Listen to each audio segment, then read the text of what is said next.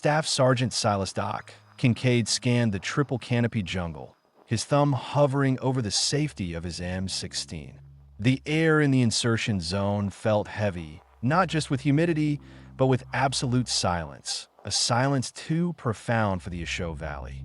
Kincaid, a medic elevated to LRRP team leader of Ghost 4-2 after the previous CO stepped on a forgotten bouncing Betty, felt the hair stand up on his neck. His team, Reyes, the nervous RTO, Harris, the silent, efficient point man, and Miller, the burly, hypervigilant rear security, moved like shadows, stepping lightly on the dense undergrowth. They were 40 clicks behind the line, tasked with monitoring a suspected VC logistics route running parallel to the Laotian border. The insertion itself had been flawless, too flawless. Reyes whispered into the radio, "Ghost 4-2 is feet dry. Request immediate check-in." Kincaid slapped his arm, urging silence. "Wait," he mouthed. They moved only 50 meters before Harris froze, signaling Kincaid forward. Harris pointed down. A vine, freshly cut, lay on the trail. It wasn't a tripwire. It was a marker designed to be seen by the opposition, or rather by them dash. It was a message. "We know you are here." They pressed on, paranoia mounting. Every rustle of leaves was magnified into a threat. The true sign of compromise came 3 hours later.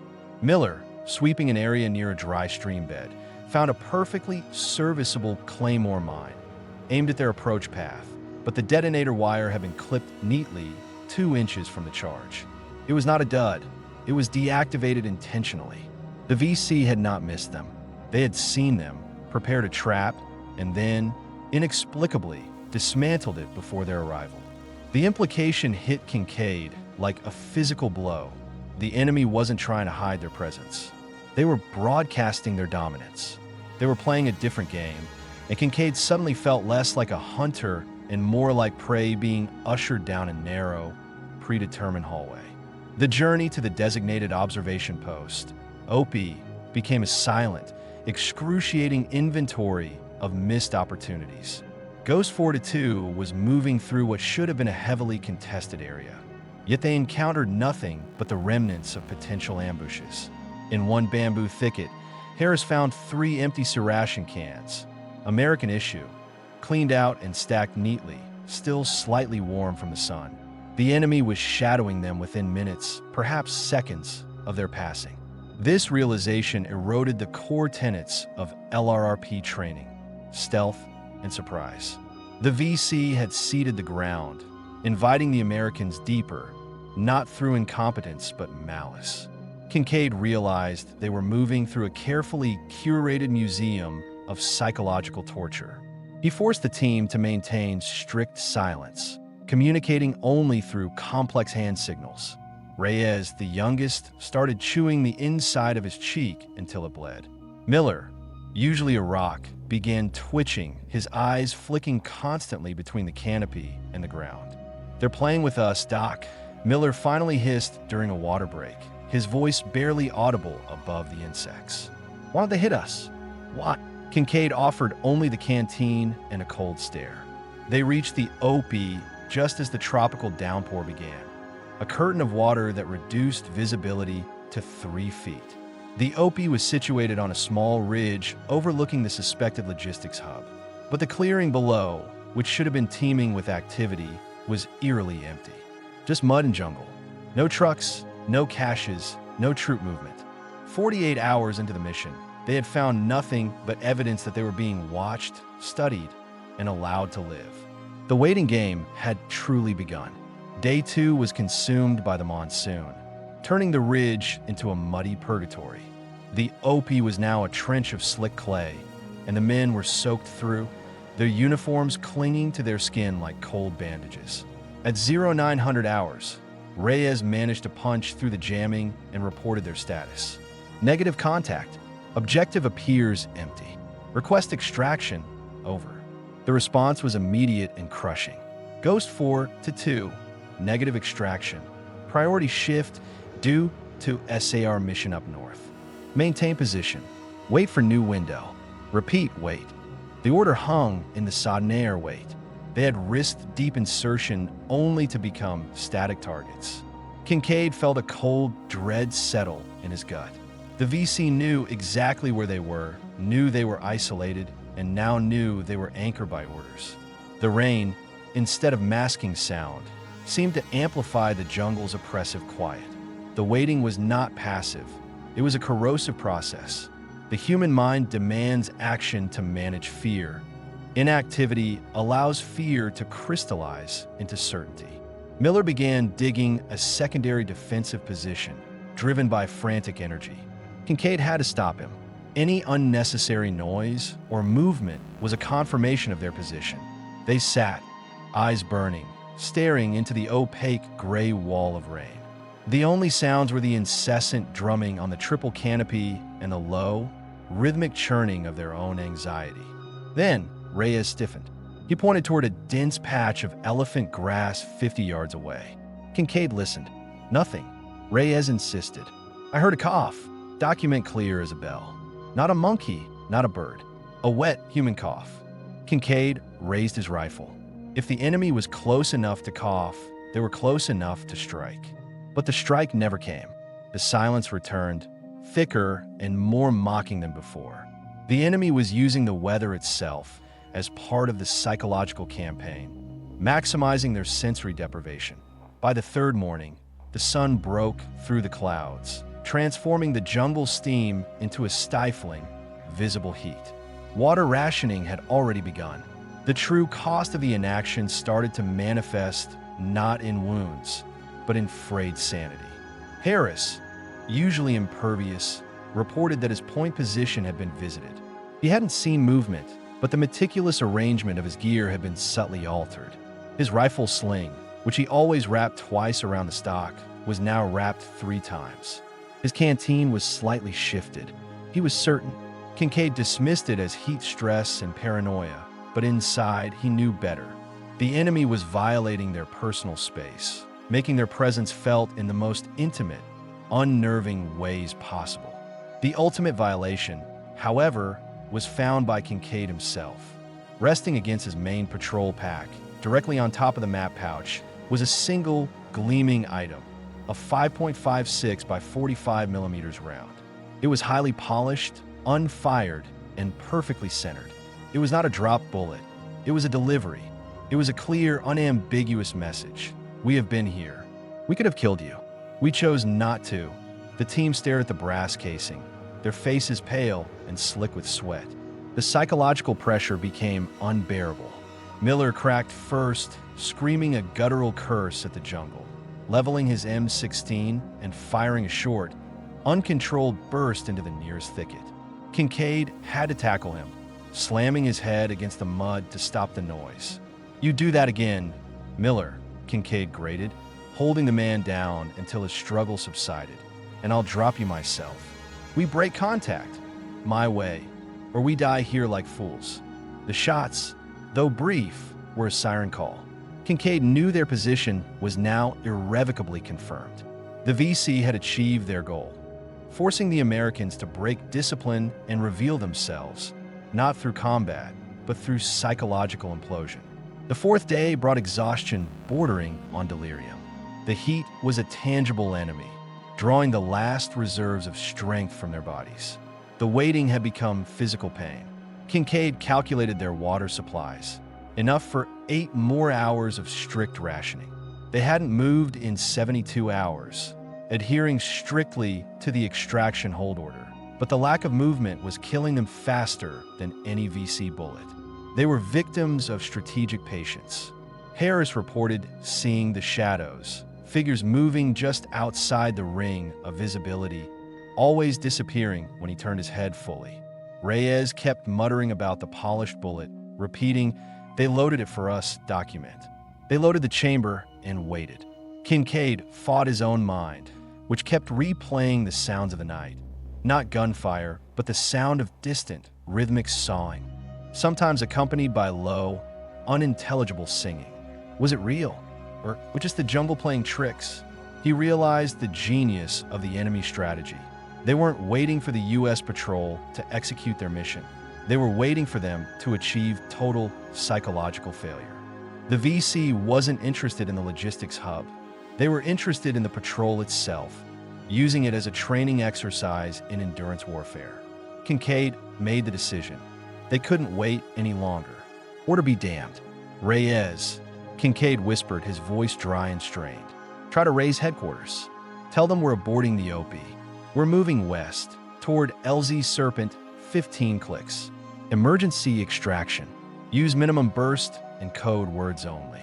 Reyes nodded, gripping the handset like a lifeline. He waited for the designated window, flipped the switch, and transmitted the message. Instead of the expected static or confirmation, the radio crackled and then filled the immediate area with the lilting, melancholic sound of traditional Vietnamese opera. It was loud, clear, and perfectly broadcast on their frequency. Their communications were not just monitored.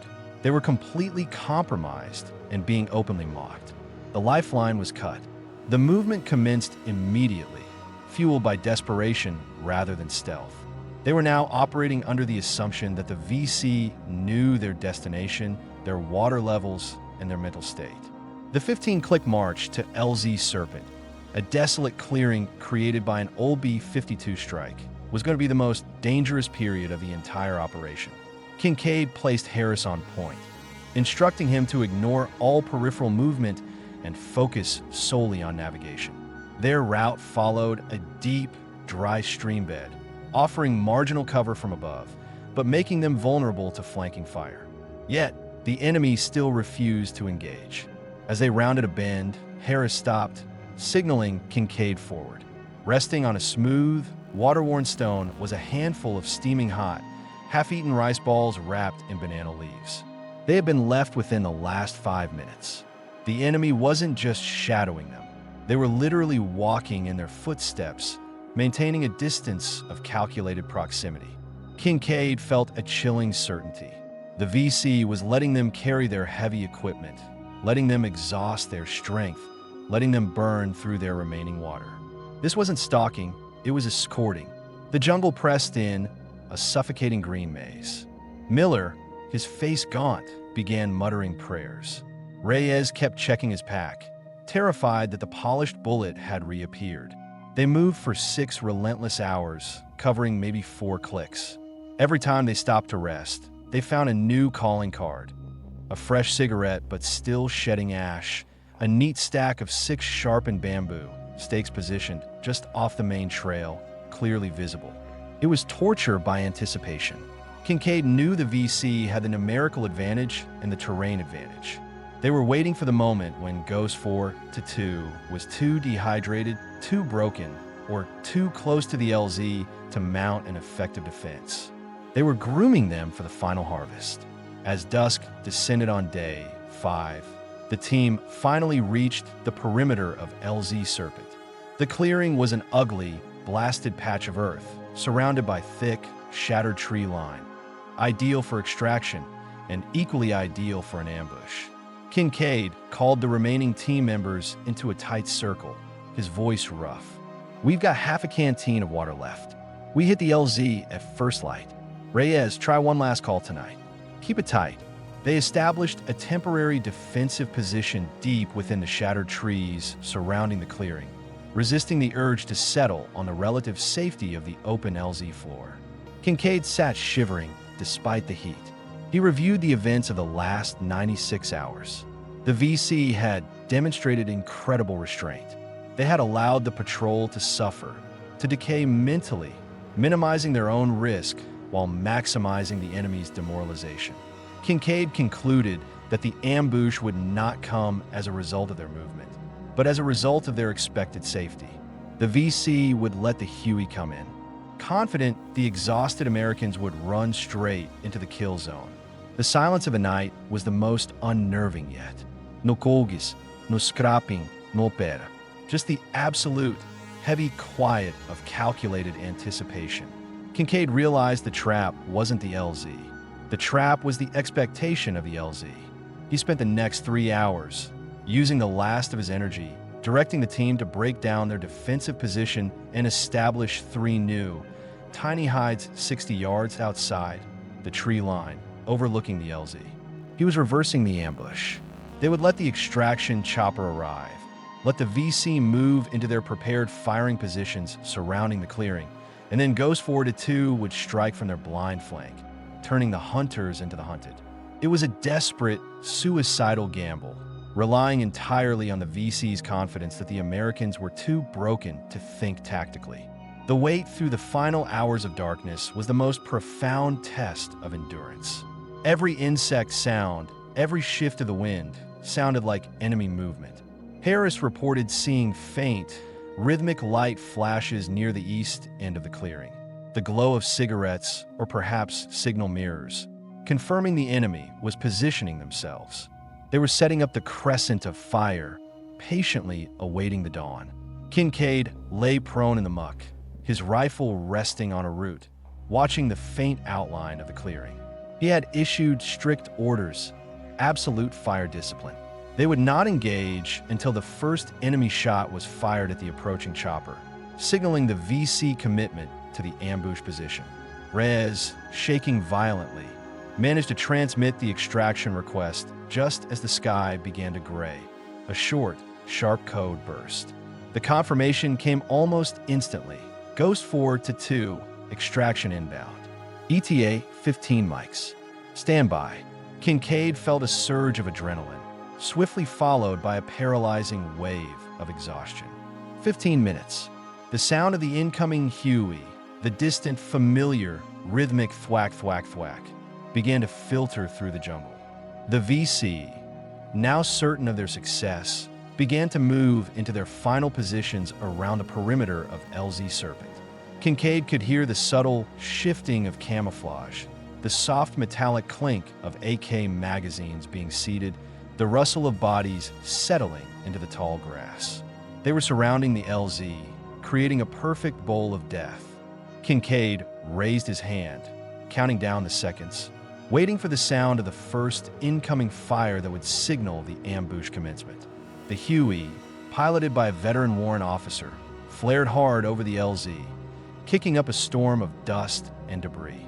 The moment the skids touched down, the silence was instantly and violently shattered, not by the Americans but by the VC. A hail of AK-47 fire erupted from the eastern and northern perimeters, tearing into the exposed landing zone, specifically targeting the expected American egress points and the vulnerable cockpit of the helicopter. The crew chief returned fire instinctively. This was Kincaid's signal. He roared the command. The first loud noise Ghost 4-2 had made in 5 days, and the 4 men opened fire simultaneously on the exposed VC flanks. The enemy had been anticipating targets running toward the clearing. They were blindsided by a relentless, accurate crossfire from the dense vegetation behind them. The surprise was total. The VC fire teams, caught in the open, collapsed under the sudden weight of the American assault. The dual reality of the mission climaxed in this brutal, short burst of combat, transforming 5 days of crippling psychological waiting into 30 seconds of pure, desperate violence. Kincaid emptied his magazine, dropping 3 enemy soldiers before reloading, the smoke stinging his eyes. The remaining VC, disoriented and taking heavy casualties, broke contact, melting back into the jungle they had controlled for so long. Kincaid screamed into the radio, "Go! Go! Go!" The men sprinted toward the Huey, fueled by their last reserves, scrambling aboard as the warrant officer laid down a defensive suppression fire into the retreating tree line. As the Huey lifted violently out of the LZ, gaining altitude and speed, Kincaid collapsed onto the metal floor, sucking wind. Reyes, Harris, and Miller were silent, staring blankly ahead. They were physically intact, no bullet wounds, no shrapnel. They had escaped the perimeter ambush. But the true cost of the mission was evident in their vacant eyes and shaking hands. The VC had failed to kill them physically, but they had decimated them mentally, proving that restraint and psychological warfare could be more effective than 1,000 rounds of ammunition. Kincaid looked down at the rapidly shrinking canopy. He saw the bodies of the VC they had killed, the price of their extraction being swallowed instantly by the relentless green. The VC had taught them a terrible lesson.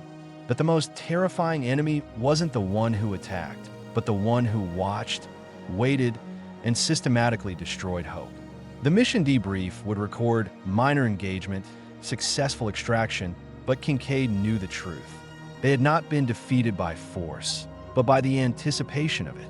He reached up, wiping the cold jungle sweat from his brow, realizing that the silence they had endured for 5 days was now replaced by the deafening roar of the rotors. But the quiet, unnerving echo of the unseen enemy's calculated patience would remain, rattling around in their skulls long after the war was over.